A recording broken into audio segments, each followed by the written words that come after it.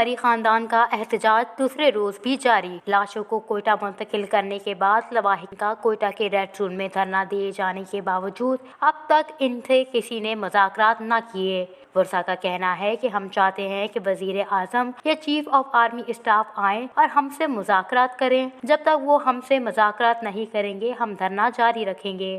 دوسری جانب دھرنے میں موجود شرکاء کا کہنا ہے کہ وزیر اعلیٰ بلوچستان سردار عبدالرحمان کیتران کو اپنے نجی جہاز میں دبئی روانہ کر چکے ہیں۔ ذرائع کا کہنا ہے کہ عبدالرحمان کیتران کے لوگ واقعے کو دوسرا رخ دینے میں مصروف ہیں۔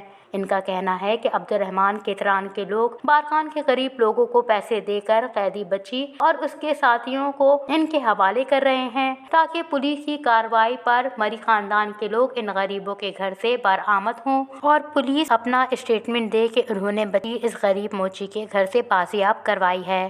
وش نیوز، کوئٹہ۔